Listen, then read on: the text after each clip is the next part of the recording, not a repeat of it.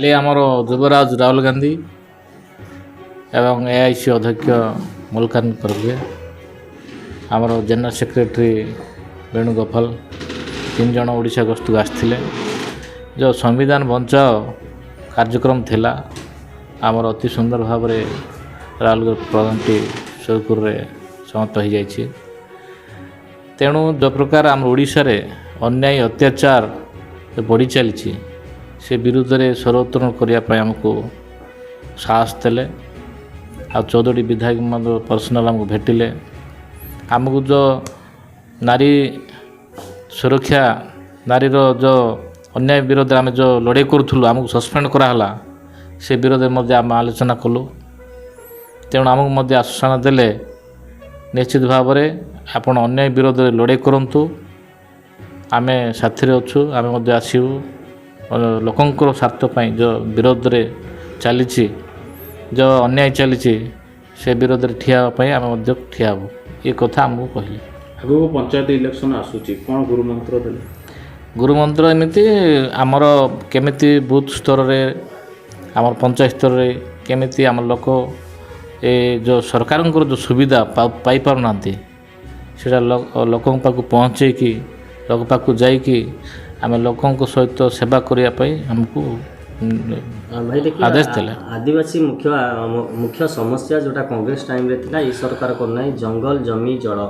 ଇଏ ହେଉଛି ଆଦିବାସୀମାନଙ୍କର ବା ପଛୁଆ ବର୍ଗର ମାଇନରିଟି କମ୍ୟୁନିଟିର ବ୍ୟକ୍ତିଗତ ଅଧିକାର, ଯେଉଁଟାକି ସରକାର ତାକୁ ବଞ୍ଚିତ କରୁଛି। ତା ଉପରେ ବି ରାହୁଲ ଗାନ୍ଧୀ ଗୋଟେ ପ୍ରତିକ୍ରିୟା ଦେଲେ। କାଲି ଆମର ଓଡ଼ିଶାରେ ଆମର ଜଳ, ଆମର ଜମି, ଆମର ଖଣି, ଆମର ପାଣି ସବୁ ଅଛି। ଏଇ ଦଲାଲ ଯେଉଁ ଆଦାନୀ ଆମ୍ବାନୀ ଆସି ଯେଉଁ ପ୍ରକାର ଆମର ଓଡ଼ିଶାରେ ଲୁଟି ଚାଲିଛନ୍ତି, ଆମର ଲକ୍ଷ ଲକ୍ଷ ଯୁବକ ଯୁବତୀମାନେ ବାହାରକୁ ଦାଦନ ଖଟିବାକୁ ଯାଉଛନ୍ତି। ଆମ ପାଖରେ ଖଣି ଅଛି, ପାଣି ଅଛି, ଆମ ଧନ ସମ୍ପତ୍ତି ଅଛି, କିନ୍ତୁ ଆମର ଲୋକ ବାହାରକୁ ଦାଦନ ଖଟିବାକୁ ଯାଉଛନ୍ତି। ଏ ନିନ୍ଦନୀୟ କଥା। ତା ବିରୋଧରେ ଲଢ଼ିବା ପାଇଁ ମଧ୍ୟ ଆମକୁ କାଲି ଗୁରୁମନ୍ତ୍ର ଦେଲେ। ତେଣୁ ଆଗାମୀ ଦିନରେ ନିଶ୍ଚିତ ଭାବରେ ପଞ୍ଚାୟତ ଇଲେକ୍ସନରେ ଭଲ ପ୍ରଦର୍ଶନ କରିବ ବୋଲି ଆଶା ବିଶ୍ୱାସ।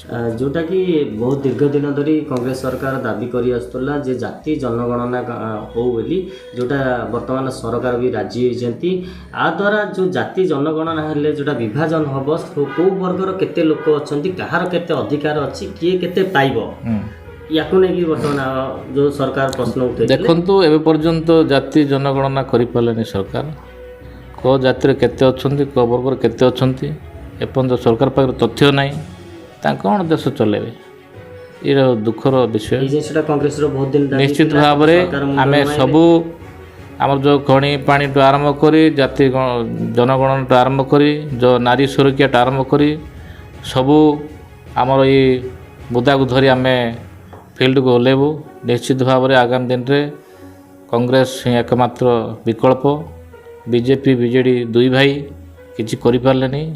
ଲୋକ ମଧ୍ୟ ମସ୍ତକ ହୋଇଗଲେଣି କଂଗ୍ରେସ ଆଡ଼କୁ। ନିଶ୍ଚିତ ଭାବରେ କଂଗ୍ରେସ ଆଶା ଭରସା କରି ପରିବର୍ତ୍ତନ କରିବେ। ତାହେଲେ ଆମେ ଆଶା ରଖିବା 2029 ସାଧାରଣ ଇଲେକ୍ସନରେ ଭକ୍ତ ଦାସଙ୍କ ନେତୃତ୍ୱରେ କଂଗ୍ରେସ ସରକାରକୁ ଆସିବ। ଭକ୍ତ ଦାସଙ୍କ ନେତୃତ୍ୱରେ ନିଶ୍ଚିତ ଭାବରେ ଆପଣ ଦେଖିବେ, ପଞ୍ଚାୟତ ଇଲେକ୍ସନ୍ ଦେଖିବେ, ଆପଣ ଜାଣିପାରିବେ।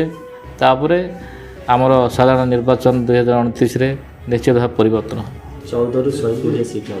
ନିଶ୍ଚିତ ଭାବରେ ଆଶା ବିଶ୍ୱାସ କରୁଛୁ, ଜନସାଧାରଣ ନିଶ୍ଚିତ ଭାବରେ ପରିବର୍ତ୍ତନ କରିବେ। ଧନ୍ୟବାଦ।